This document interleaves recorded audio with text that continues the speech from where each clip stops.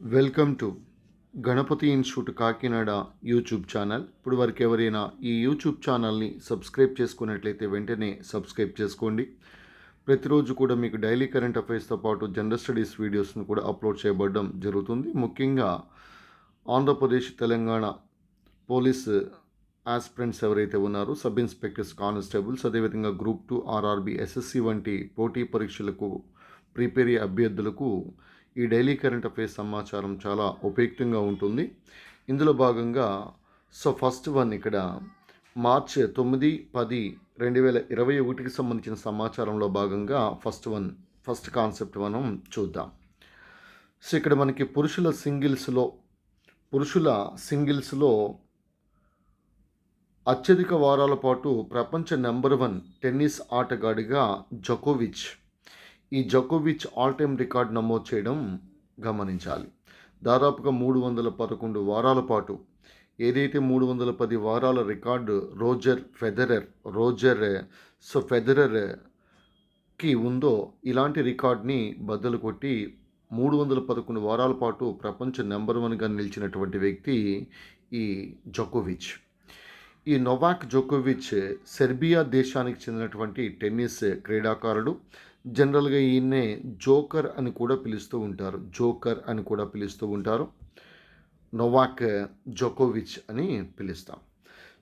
పురుషుల సింగిల్స్లో అత్యధిక వారాల పాటు ప్రపంచ నెంబర్ 1 యాజ్ ఆఫ్ నో ప్రపంచ నెంబర్ 1 టెన్నిస్ క్రీడాకారుడు నోవాక్ జోకోవిచ్. ఈయన సెర్బియా దేశానికి చెందినటువంటి టెన్నిస్ క్రీడాకారుడిగా గుర్తుపెట్టుకోవాలి. రోజర్ ఫెదరర్ అయితే మనకి స్విట్జర్లాండ్కి చెందినటువంటి టెన్నిస్ క్రీడాకారుడు. అలాగే రఫేల్ నాదెల్ స్పెయిన్ దేశానికి చెందినటువంటి టెన్నిస్ క్రీడాకారుడు. నెక్స్ట్ కాన్సెప్ట్ నెంబర్ 2, నారీ శక్తి రైలు. ఈ నారీ శక్తి రైలు ఇటీవల కాలంలో మనకి ముంబై నుండి లక్నోకి అందరూ కూడా మహిళా సిబ్బందితోనే ఈ రైలు ప్రయాణించడాన్ని గమనించాలి. దీనిలో పనిచేసే మొత్తం మహిళా సిబ్బందితో ఈ నారీ శక్తి రైలు అనేది ముంబై నుంచి లక్నోకి బయలుదేరడాన్ని గమనించాలి. అయితే దేశంలోనే తొలి first women loco pilot in India, not only in India, in Asia also, Surekha యాదవ్గా గుర్తుపెట్టుకోవచ్చు. ఈ సురేఖ యాదవ్ ట్రైన్ నడపటాన్ని కూడా మనం గమనించాలి. ఇది ముంబై రైల్వే స్టేషన్ నుంచి లక్నోకి బయలుదేరడాన్ని గమనించాలి. First women loco pilot in India సత్యవతిగా మనం గుర్తుపెట్టుకోవచ్చు. సురేఖ యాదవ్గా గుర్తుపెట్టుకోవచ్చు. అయితే ఇటీవల కాలంలోనే మనకి నారీ శక్తి విమానం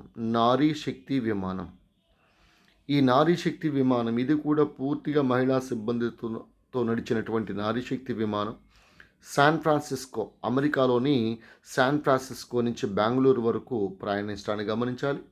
అలాగే పూర్తి మహిళా సిబ్బందితో ఇటీవల కాలంలో నడిచినటువంటి ఒక నౌక, ఆయిల్ ట్యాంకర్ నౌక పేరు స్వర్ణకృష్ణగా గుర్తుపెట్టుకోవాలి. స్వర్ణకృష్ణగా గుర్తుపెట్టుకోవచ్చు. ఇది నౌక పూర్తి మహిళా సిబ్బందితో నడిచినటువంటి తొలి నౌకగా గుర్తుపెట్టుకోవచ్చు. అలాగే మనకి ఈ దక్షిణ భారతదేశంలో మనకి తొలిసారిగా రైలు నడిపినటువంటి మహిళ పేరు సత్యవతి. అప్పటి ఉమ్మడి ఆంధ్రప్రదేశ్లో ముఖ్యంగా హైదరాబాద్లో మనకి ఎంఎంటీఎస్ ట్రైన్లు ఉండేవి. ఈ ఎంఎంటీఎస్ ట్రైన్ నడిపినటువంటి దక్షిణ భారతదేశంలో ఫస్ట్ ఉమెన్ లోకో పైలట్గా పిలువబడేది, first women loco pilot from south ఇండియాగా పిలువబడేది సత్యవతిగా గుర్తుపెట్టుకోవచ్చు. అయితే హైదరాబాద్ మెట్రో వచ్చిన తర్వాత ఈ హైదరాబాద్ మెట్రోని నడిపినటువంటి మహిళ నిజామాబాద్ జిల్లాకు చెందినటువంటి సుప్రియగా గుర్తుపెట్టుకోవచ్చు. హైదరాబాద్ మెట్రో నడిపినటువంటి తొలి మహిళ. ఇది నారీ శక్తి రైలుకి సంబంధించిన సమాచారం. నెక్స్ట్, దేశంలో తొలిసారిగా జెండర్ బడ్జెట్, లింగ ఆధారిత బడ్జెట్ను ప్రవేశపెట్టనున్న రాష్ట్రం ఆంధ్రప్రదేశ్. పూర్తిగా సపరేట్‌గా ఒక బడ్జెట్‌గా వాళ్ళకి కేటాయించే కేటాయింపులన్నీ కూడా పూర్తిగా సపరేట్‌గా పేర్కొనడం అనేది జరుగుతుంది. So, this is first of its కైండ్‌గా మనం చెప్పుకోవచ్చు. దేశంలోనే తొలిసారిగా gender budget.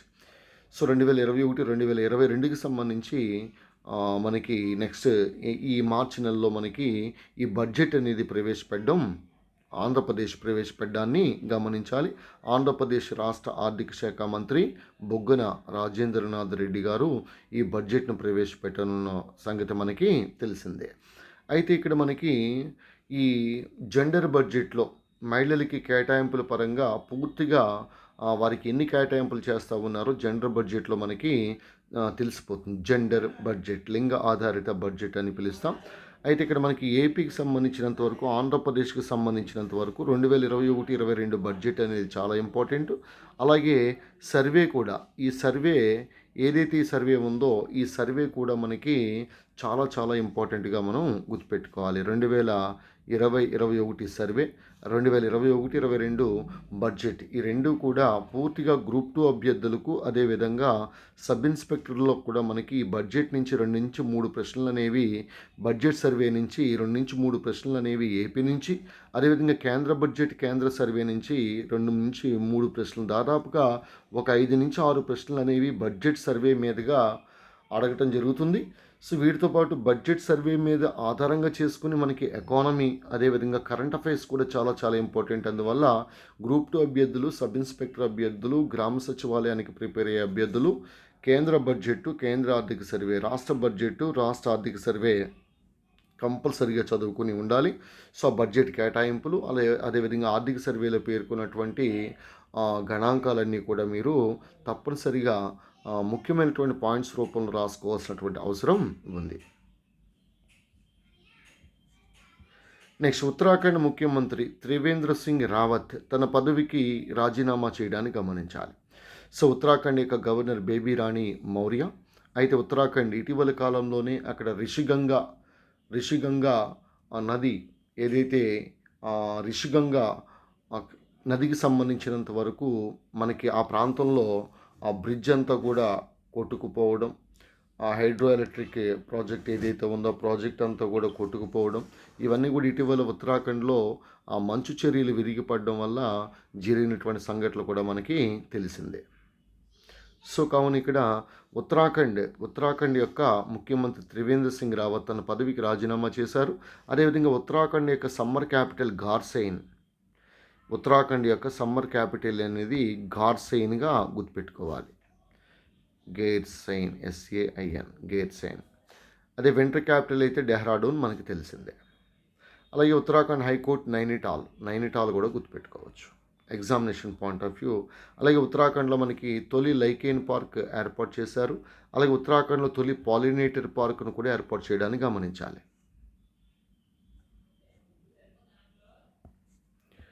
Next, Bharat Bangladesh మధ్య మైత్రి సేతు బ్రిడ్జ్ను ప్రధాని మోడీ ప్రారంభించడాన్ని గమనించాలి. దీని త్రిపురలోని సబ్రూమ్, బంగ్లాదేశ్లోని రామ్గర్ను కలుపుతూ ఫెనీ నదిపై 1.9 కిలోమీటర్స్ పొడవున నిర్మించారు. దీన్ని వర్చువల్గా మార్చి 9వ తారీఖున మోడీ, అదేవిధంగా బంగ్లాదేశ్ ప్రధాని షేక్ హసీనా ఇద్దరు వర్చువల్గా దీన్ని ప్రారంభించడాన్ని గమనించాలి. సో, కాబట్టి ఇక్కడ ఫెనీ నది ఏదైతే ఉందో త్రిపుర రాష్ట్రంలో జన్మిస్తుంది. త్రిపుర రాష్ట్రంలో జన్మించి బంగ్లాదేశ్లో కూడా ఇది ప్రవహిస్తుంది. సో, ఈ నదిపై కాబట్టి ఫెనీ నది అనేసి త్రిపుర రాష్ట్రం గుర్తుపెట్టుకోండి. ఈ త్రిపుర రాష్ట్రంలో ఈ ఫెనీ నది జన్మిస్తుంది. అక్కడ ఆరిజినేట్ అయ్యి బంగ్లాదేశ్లో ప్రవహిస్తుంది. ఈ ఫెనీ నదిపై ఈ మైత్రి సేతు బ్రిడ్జిని నిర్మించడాన్ని గమనించాలి. సో, కాబట్టి ఇండియా బంగ్లాదేశ్కి సంబంధించి మైత్రి అనేటువంటి పదం అనేది చాలా చాలా ఇంపార్టెంట్.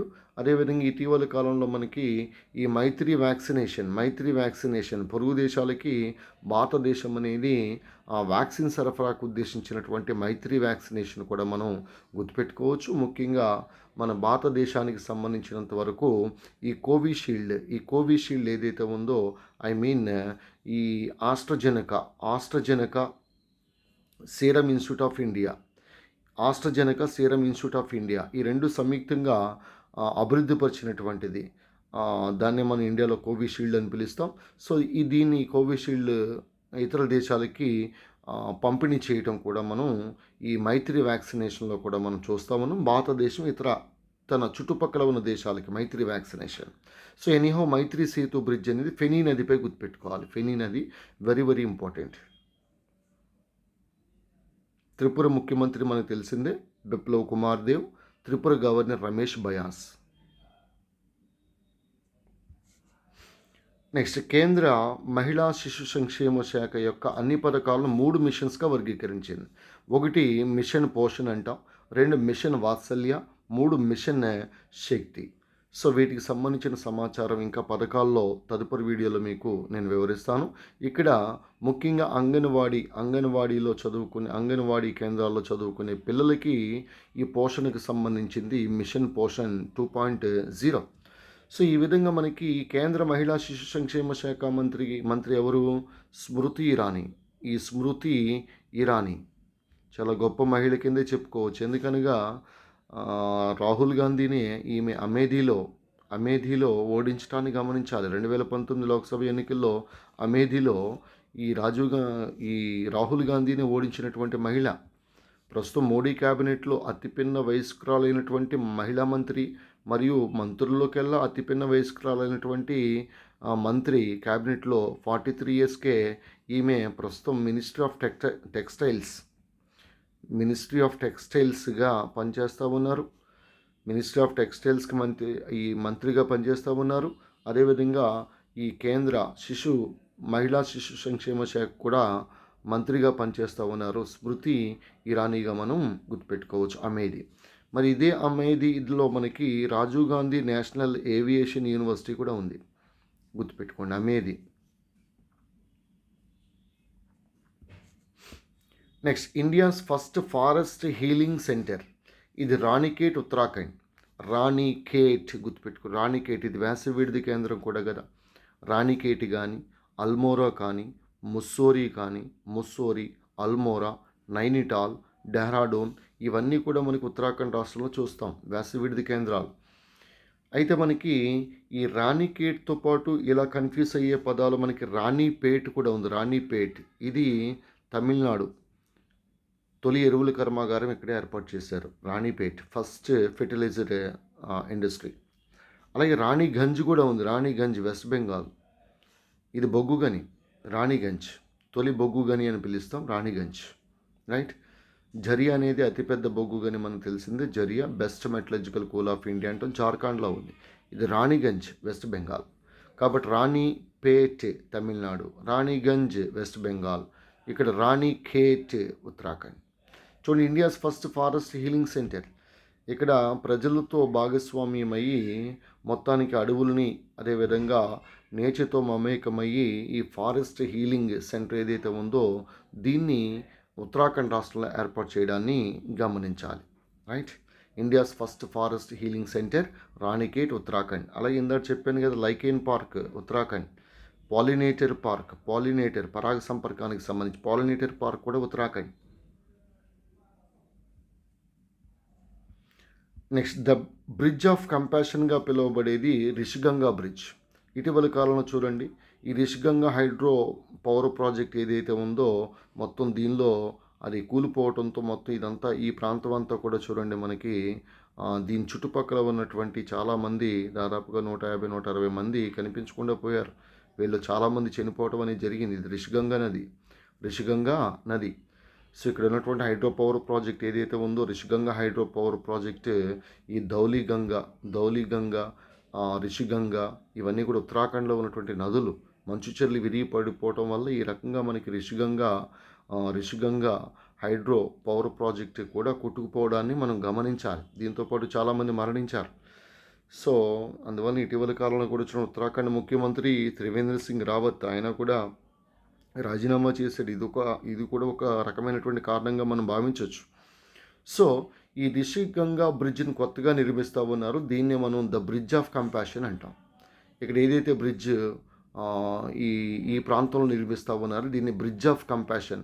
ఇక్కడ చాలామంది మరణించారు కదా, వారి స్మృతి సంబంధించినంత వరకు వారిని గుర్తుపెట్టుకునే విధంగా ద బ్రిడ్జ్ ఆఫ్ కంపాషన్ అని పిలుస్తాం. Rishiganga bridge Uttarakhand.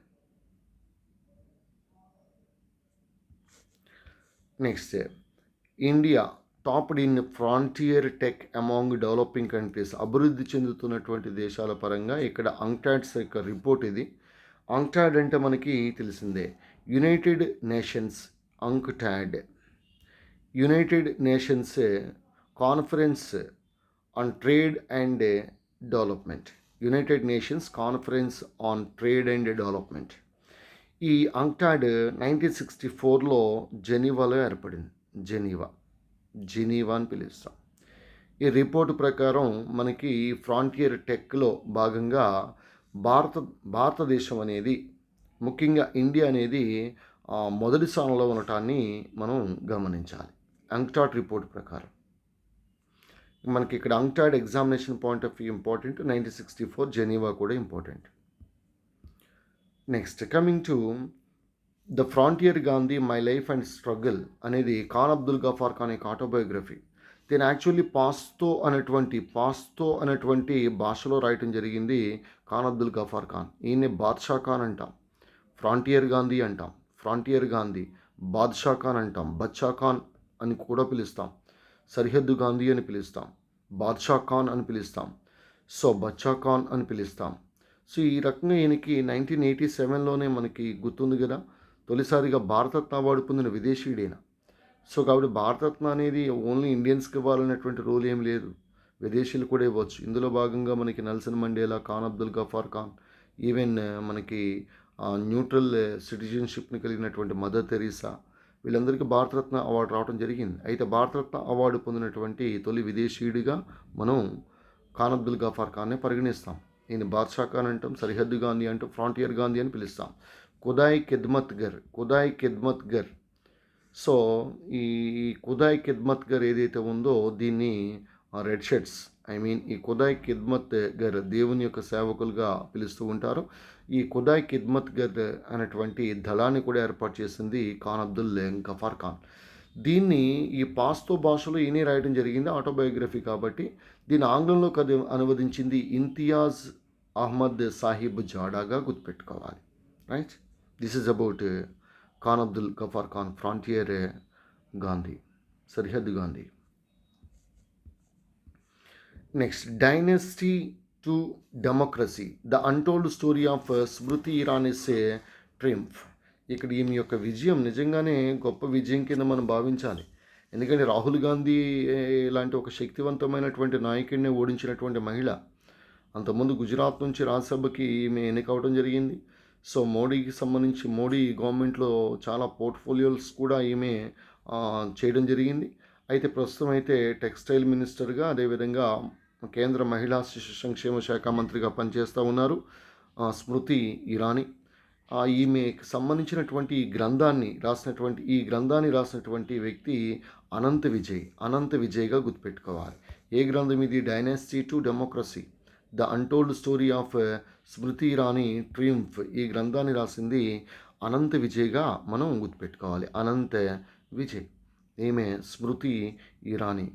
So president Modi క్యాబినెట్లో చాలా పిన్న వయస్కురాలైనటువంటి మంత్రి, కేంద్ర మంత్రి క్యాబినెట్లో స్మృతి ఇరానీ.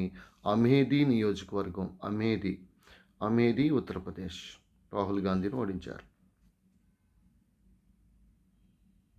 ఈ గ్రంథాన్ని రాసింది అనంత విజయ్. నెక్స్ట్ కమింగ్ టు 3వ జన ఔషధి దినోత్సవం.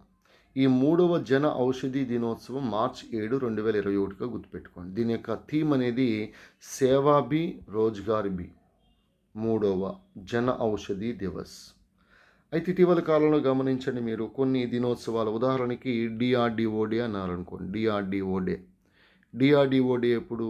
జనవరి 1 డిఆర్డిఓ డే. అలాగే జిఎస్టీ డే అడగచ్చు, July 1 GST day. Next Ayushman Diwas April 30. అలాగే ఐఎండి ఇండియన్ మెటీరియలాజికల్ డిపార్ట్మెంట్ కదా, ఈ ఐఎండి దినోత్సవం ఇది జనవరి 15. ఇలా మనం కొన్ని చెప్పుకోవచ్చు దినోత్సవాలకు సంబంధించి. ఇలా జన ఔషధి దివస్ కూడా మార్చి 7గా గుర్తుపెట్టుకోవచ్చు. రేపొద్దున ఎగ్జామ్లో ఇలా జతపరచమని DRDO day, next GST day, అదేవిధంగా ఐఎండి డే, తర్వాత ఆయుష్మాన్ దివస్ డే ఇలా కూడా ఇవ్వచ్చు. జాగ్రత్తగా ప్రిపేర్ అవ్వాలి అభ్యర్థులు. ఎంతో కష్టపడితేనే కానీ ఆ సమాచారం సేకరణ కూడా చాలా చాలా ఇంపార్టెంట్. మీరు ఎంత ఎక్కువ సమాచారాన్ని సేకరించుకొని ఎంత బాగా అయితే నోట్స్లు రాసుకుంటారో నిరంతరం మీరు రాస్తూనే ఉండాలి, నిరంతరం మీరు చదువుతూనే ఉండాలి. అప్పుడే మీరు కాకి డ్రెస్ వేసుకోవడానికి అర్హులవుతారు.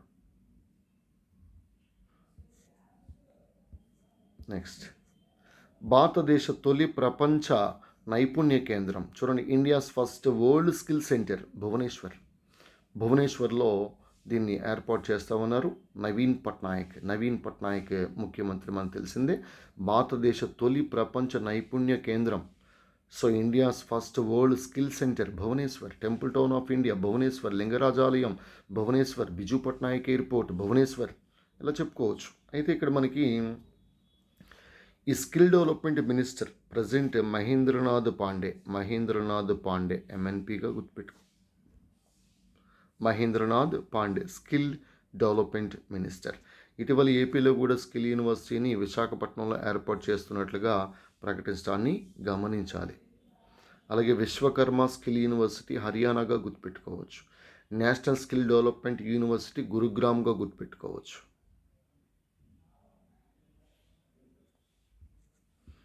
ఒడిశా ముఖ్యమంత్రి Ganeshi Lal. Next, 2021 economic freedom index. దీని ఆర్థిక స్వేచ్ఛా సూచిలో భారత్ స్థానం 121, సింగపూర్ అనేది మొదటి స్థానంలో నిలవడాన్ని గమనించాలి. డైరెక్ట్గా గుర్తుపెట్టుకోండి. Next, Ghana country becomes first country to receive COVAX vaccines through UN initiative. ఈ ఐక్యరాజ్య సమితి ప్రారంభించినటువంటి, అంటే ఐక్యరాజ్య సమితిలో మనకి యూనిసెఫ్ అదేవిధంగా వరల్డ్ హెల్త్ ఆర్గనైజేషన్, ఈ రెండింటితో పాటు గావి అనేటువంటి సంస్థ, GAVI global alliance for vaccines and immunisation అంటాం. గావి జెనీవాలో ఈ గావి అనేటువంటి సంస్థ ముఖ్యంగా ఈ వ్యాక్సిన్ పంపిణీకి సంబంధించినటువంటి సంస్థ. అలాగే WHO, యూనిసెఫ్ ఇలాంటి సంస్థలన్నీ కలిసి మొత్తానికి ఐక్యరాజ్య సమితి ఇనిషియేటివ్ చేసినటువంటి ఈ కార్యక్రమం కోవాక్స్. ఈ కోవాక్స్లో భాగంగా జనరల్గా మనం కోవాక్స్ అనేసరికి ఏమంటారంటే COVID-19 వ్యాక్సిన్స్ గ్లోబల్ యాక్సెస్ అంటారు. COVID-19 వ్యాక్సిన్స్ గ్లోబల్ యాక్సెస్ అంటేనే కోవాక్స్. కాబట్టి ఈ కోవాక్స్లో భాగంగా పేద దేశాలకి, ధనిక దేశాలు ఏవైతే ఉంటాయో అవన్నీ కూడా వ్యాక్సిన్ పంపిణీ అనేది చేయాలి. అందులో భాగంగా ఇలా మనకి యూనిసెఫ్ చూడండి, ఇక్కడ యూనిసెఫ్ అని ఇవ్వడం జరిగింది. యూనిసెఫ్, గావి, ఓకే, అలాగే వరల్డ్ హెల్త్ ఆర్గనైజేషన్ ఇలాంటి సంస్థలన్నీ కలిసి మనకి ఈ కోవాక్స్ కార్యక్రమం ఏదైతే ఉందో దీని ఐక్యరాజ్య సమితి ప్రారంభించడాన్ని గమనించాలి. ఈ ఘనా దేశానికి ఫస్ట్ ఈ వ్యాక్సిన్ పంపిణీ దాదాపుగా 6 లక్షల టీకాల వరకు ఇక్కడ పంపించడం అనేది జరిగింది. ఘనా ఒక వెస్ట్ ఆఫ్రికాలో ఒక చిన్న దేశం ఘనా. దీనికి క్యాపిటల్ ఆక్రా అని పిలుస్తాం. ఆక్రా. ప్రస్తుత ఘనా యొక్క అధ్యక్షుడు నాన్నా అకుఫో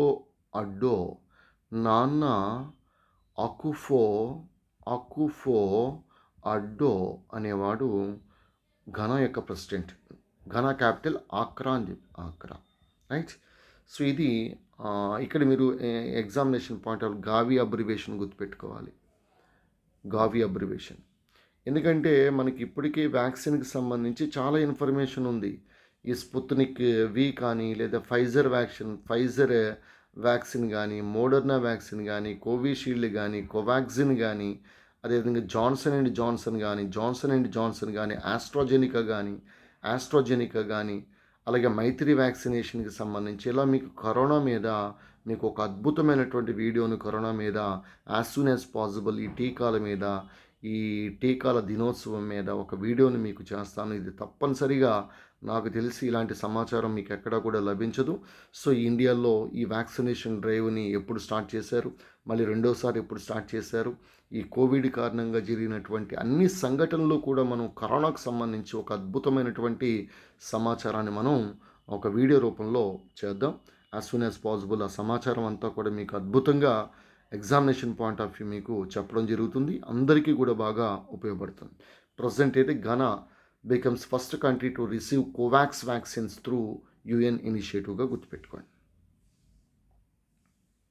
ఇంకా సీరమ్ ఇన్స్టిట్యూట్ ఆఫ్ ఇండియా కావచ్చు, ఆధార్ పూనావాలా కావచ్చు, లేకపోతే ఇంకా చాలా గావి సమస్య గురించి మొత్తం వ్యాక్సిన్కి, కరోనాకి, కోవిడ్-19కి సంబంధించి చైనాలో వుహాన్ దగ్గర మొదలుపెట్టి, మన కేరళ రాష్ట్రం దగ్గర మొదలుపెట్టి, మొత్తం ముంబై మురికివాడల్లో తో సహా మొత్తం అంతా మనం కోవిడ్-19కి సంబంధించిన సమాచారం ఒక వీడియోలో మనం చూద్దాం.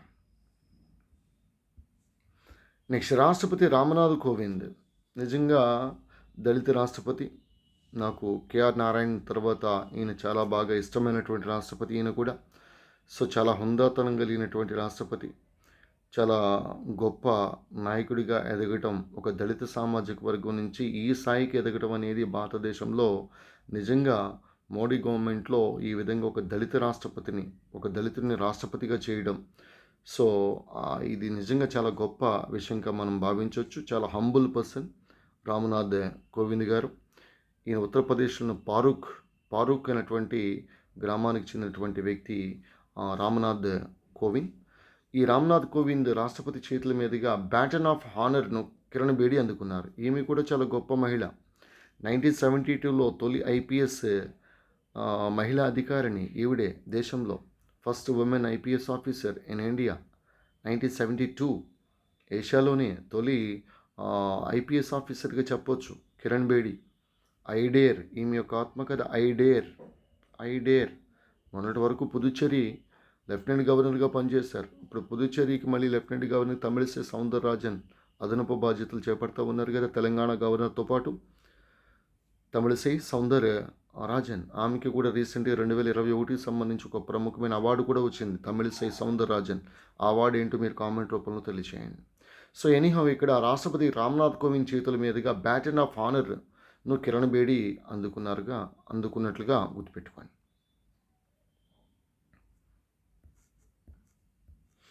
Next, India successfully conducts maiden flight trial of indigenous torpedo Shyena. చూడండి, ఇదంతా టార్పిడో కాదు. సో దీని నుంచి ఇక్కడి నుంచి మనకు ఈ ప్రాంతం నుంచి బయటికి విడుదల చేసే ఒక ఆయుధమే టార్పిడో. దాని పేరే షైనా. ఈ ఎయిర్ క్రాఫ్ట్ ఏదైతే ఉందో, ఈ ఏరోప్లేన్ ఏదైతే ఉందో, దీని నుంచి ఈ టార్పిడోని ప్రయోగించడాన్ని గమనించాలి. రైట్, దాని పేరు కాబట్టి ఇక్కడ షైనా అనేసరికి ఇది ఎయిర్ క్రాఫ్ట్ కాదు, టార్పిడోగా గుర్తుపెట్టుకోండి. నెక్స్ట్, నిస్సార్ అనేది ఇస్రో అభివృద్ధి చేసినటువంటి రాడార్. ఎస్, ఇక్కడ మనకి ముఖ్యంగా నిస్సార్ అనగా నాసా, ఇస్రో, సార్ అంటాం. సార్ అనగా సింథటిక్ అపర్చర్ రాడార్. సో మొత్తానికి 2023 నాటికి ఈ ఇస్రో మరియు నాసా వారు మన సతీష్ ధావన్ ఇస్రో మరియు నాసా వారు ముఖ్యంగా శ్రీహరికోటలోని సతీష్ ధావన్ స్పేస్ సెంటర్ షార్ అంతరిక్ష కేంద్రం నుంచి ఈ GSLV rocket M2 GSLV M2 ద్వారా ఒక భూపరిశీలన ఉపగ్రహాన్ని ప్రయోగించబోతూ ఉన్నారు. భూపరిశీలన ఉపగ్రహం. ఆ ఉపగ్రహంలో ఉపయోగించే రాడారే ఈ నిస్సార్గా గుర్తుపెట్టుకోండి. కాబట్టి నిస్సార్ శాటిలైట్లో ఉపయోగించే ఒక రాడార్ పేరు నిస్సార్ రాడార్. నిస్సార్ అనేసరికి ఏంటి ఇక్కడ నిస్సార్ అంటే నాసా, ఎన్ అంటే నాసా, ఇస్రో ఐఎన్టీ ఇస్రో. నిస్సార్లో ఎన్ అంటే నాసా, ఐఎన్టీ ఇస్రో. సార్ అంటే ఏంటి? సింథటిక్ అపర్చర్ రాడార్లో రేడియో తరంగాలు ఉపయోగిస్తారు కదా. రాడార్ని కనిపెట్టిన శాస్త్రవేత్త ఎవరు? Robert Watson Watt. సో కాబట్టి ఇక్కడ మనం ఈ నిస్సార్ అనేసరికి ఒక భూపరిశీలన ఉపగ్రహంలో వాడే ఒక రాడార్, దీన్ని అభివృద్ధిపరిచింది వాస్తవంగా చెప్పాలంటే ఇస్రో వాళ్ళే అభివృద్ధిపరిచింది. అయితే సంయుక్తంగా jointly developed by ISRO and NASA అని మనం చెప్పుకుంటా ఉన్నాం. అందువల్ల ఇక్కడ ఈ భూపరిశీలన ఉపగ్రహం ఏదైతే ఉందో దీన్ని 2023 ఆ సమయానికి ప్రయోగిస్తూ ఉంటారు. అందులో ఉపయోగించే ఒక radar. So this is a NISAR మిషన్గా కూడా మనం చెప్పుకోవచ్చు, ఒక శాటిలైట్ మిషన్గా చెప్పుకోవచ్చు. అందులో ఉపయోగించేదే రాడార్ అంటే రేడియో డిటెక్షన్ అండ్ రేంజింగ్. కనుగొన్నవాడు రాబర్ట్ వాట్సన్ వాట్. సో ఇది మనకి మార్చి 9, 10కి సంబంధించినటువంటి డైలీ కరెంట్ అఫైర్స్. అయితే ఎప్పుడూ చెప్తానే ఉంటున్నాను. తెలివైన విద్యార్థి గొప్ప ఎంపిక గణపతి ఇన్స్టిట్యూట్ కాకినాడ, తూర్పుగోదావరి జిల్లా. చాలా అత్యుత్తమ ప్రమాణాలను ఉపయోగించి మీకు చాలా లోతైనటువంటి విశ్లేషణతో మీకు డైలీ టాపిక్ వైజ్ టెస్టులు కండక్ట్ చేస్తున్నటువంటి ఏకైక ఇన్స్టిట్యూట్ గణపతి ఇన్స్టిట్యూట్.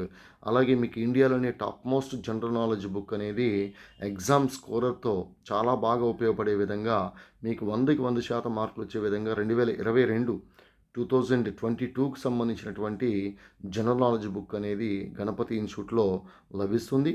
సో దీన్ని కూడా మీరు యాజ్ సూన్ యాజ్ పాసిబుల్ తీసుకోవడానికి ప్రయత్నించండి. అలాగే ఆంధ్రప్రదేశ్లో ఎక్కువ ఎస్ఐ ఉద్యోగాలు, ఇటీవల కాలంలో ఎక్కువ ఎస్ఐ ఉద్యోగాలు సాధించినటువంటి సంస్థ గణపతి.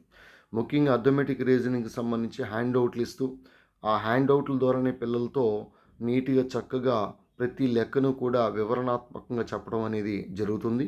ఈ విధంగా హ్యాండ్ అవుట్లతో క్లాసులను కండక్ట్ చేస్తున్నటువంటి ఏపీలో ఏకైక విద్యా సంస్థ గణపతి ఇన్స్టిట్యూట్. ఇది కూడా మర్చిపోకుండా అథమెటిక్ రీజనింగ్ పాయింట్ ఆఫ్ వ్యూలో. అందువల్ల ఇక్కడ ఏపీ సబ్ ఇన్స్పెక్టర్స్ 4వ బ్యాచ్ G4 బ్యాచ్ అనేది మీకు 18/3/2021 ఉదయం 9 గంటలకి స్టార్ట్ అవుతుంది.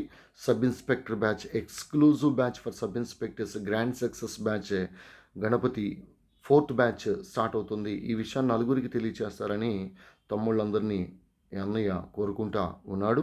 సో అద్భుతమైనటువంటి 2021-22 material both English medium and Telugu medium మీకు గణపతి ఇన్స్టిట్యూట్లో చాలా తక్కువ రేటుకే మీకు లభిస్తుంది.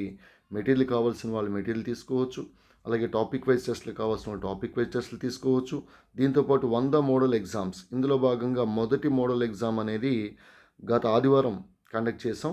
రెండవ మోడల్ ఎగ్జామ్ అనేది నెక్స్ట్ మనకి ఈ 14వ తారీఖున మార్చి 14వ తారీఖున రెండవ మోడల్ ఎగ్జామ్ స్టార్ట్ అవుతుంది. ఉదయం 10 గంటల నుంచి 1 గంట వరకు. సో అందువల్ల ఈ విషయాన్ని కూడా గణపతి విద్యార్థులు గుర్తుపెట్టుకోండి. సెకండ్ మోడల్ ఎగ్జామ్ మార్చి 14 ఆదివారం నాడు జరగబోతూ ఉంది.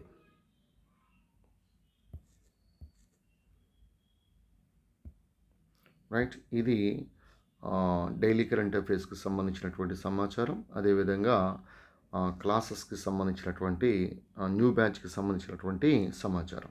తదుపరి వీడియోలో మరింత సమాచారం గురించి మనం తెలుసుకుందాం. So this is yours Ganapathi sir, your brother Ganapathi sir from Ganapathi institute Kakinada, Andhra Pradesh. మీకు ఎవరైనా సరే ఇంకా డౌట్స్ ఏమైనా ఉన్నట్లయితే ఇది వాట్సాప్ నెంబర్ ఉంది. ఈ వాట్సాప్కి మీరు మీ వివరాలు కనుక తెలియచేస్తే మీకు పేపర్స్ కానీ లేకపోతే మీకు గైడెన్స్ కానీ అన్నీ ఇవ్వటానికి సిద్ధంగా ఉన్నాను. సో మీకు జనరల్ స్టడీస్ పాయింట్ ఆఫ్ వ్యూలో history, polity, economy, geography, physics, chemistry, biology, GK, current affairs, మీ జనరల్ స్టడీస్ ఏ ప్రశ్న అయినా సరే ఎప్పుడైనా ఫోన్ చేసి కూడా అడగచ్చు. మీరు వితిన్ సెకండ్లో మీకు సమాధానం చెప్పడం జరుగుతుంది. సో ఎవరైనా ఒక సబ్జెక్ట్కి సంబంధించి మీరు అడగచ్చు, కానీ అదేమీ సందేహపడాల్సిన పని లేదు. మీకు ఏమైనా డౌట్ కనుక ఉన్నట్లయితే ఇమీడియట్గా వాట్సాప్కి పంపించండి లేదా కాల్ చేయండి.